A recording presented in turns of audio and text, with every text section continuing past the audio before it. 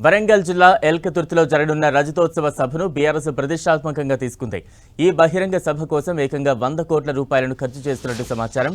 ఈ నెల 27న జరగనున్న సభకు గులాబీ శ్రేణుల్ని భారీగా తరలించేందుకు తెలంగాణతో పాటు మహారాష్ట్ర, కర్ణాటక రాష్ట్రాల ఆర్టీసీ బస్సులను అద్దెకు తీసుకుంటున్నారు నేతలు.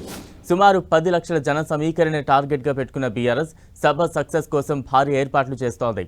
బీఆర్ఎస్ ఆవిర్భవించి 24 ఏళ్లు పూర్తి చేసుకుని 25వ వసంతంలోకి అడుగుపెడుతున్న సందర్భంగా పెద్ద ఎత్తున రజతోత్సవాలకు సిద్ధమైంది గులాబీ పార్టీ. పార్టీ ఆవిర్భావ దినోత్సవం సందర్భంగా ఈ నెల 27న వరంగల్లో భారీ బహిరంగ సభ నిర్వహించేందుకు ఏర్పాట్లు చేస్తోంది. హనుమకొండ జిల్లా ఎల్కతుర్తిలో నిర్వహించతలపెట్టిన రజతోత్సవ మహాసభ నిర్వహణకు ఇప్పటికే ఏర్పాట్లు జరుగుతున్నాయి. సభను సక్సెస్ చేసేందుకు సన్నాహక సమావేశాలు బీఆర్ఎస్ అధినేత కేసీఆర్తో పాటు పార్టీ నేతలు, కార్యకర్తలంతా నడుంబిగించారు. దాదాపు నెల క్రితం నుంచే మొదలైన బహిరంగ సభ ఏర్పాట్లు దాదాపుగా పూర్తిగా వస్తున్నాయి. వరంగల్ బీఆర్ఎస్ సిల్వర్ జూబ్లీ బహిరంగ సభకు సుమారు 10 లక్షల జన సమీకరణ చేయాలని పార్టీ టార్గెట్గా పెట్టుకుంది. సభకు జనాన్ని తరలించేందుకు చురుగ్గా ఏర్పాట్లు చేస్తున్నారు. తెలంగాణ ఆర్టీసీ నుంచి 3000 బస్సులు అద్దెకు తీసుకోవడంతో పాటు పొరుగునే ఉన్న మహారాష్ట్ర, కర్ణాటక నుంచి ఆర్టీసీ బస్సులను అద్దెకు తీసుకుంటోంది బీఆర్ఎస్ పార్టీ. అంతేకాకుండా ప్రైవేట్ బస్సులు, ఇతర వాహనాలను ఏర్పాటు చేస్తున్నారు నేతలు.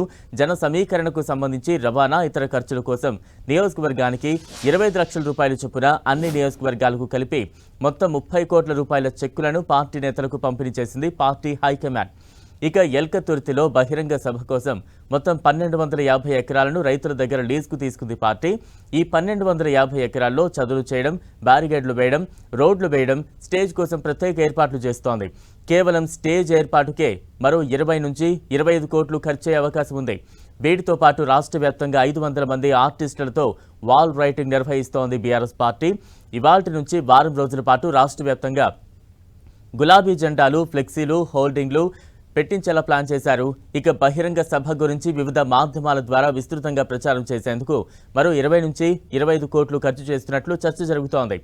ఇక బహిరంగ సభకు వచ్చిన వారికి ఎలాంటి ఇబ్బందులు జరగకుండా సభకు వచ్చే వారికి దారిలోనే భోజనాలు, సభ దగ్గర మజ్జిగ ప్యాకెట్లు, వాటర్ బాటిల్స్, ఎండాకాలం కావడంతో సభా ప్రాంగణంలో కూలర్లు ఏర్పాటు చేస్తున్నారు. ఇందుకోసం మరో 25 కోట్ల రూపాయలు ఖర్చు చేస్తున్నట్టు సమాచారం. మొత్తంగా చూస్తే గులాబీ పార్టీ రజతోత్సవ సభ కోసం దాదాపు 100 కోట్ల రూపాయల వరకు ఖర్చు చేస్తోందని సమాచారం. దీంతో బీఆర్ఎస్ వరంగల్ భారీ బహిరంగ సభపై రాజకీయ వర్గాల్లో ఆసక్తి నెలకొంది.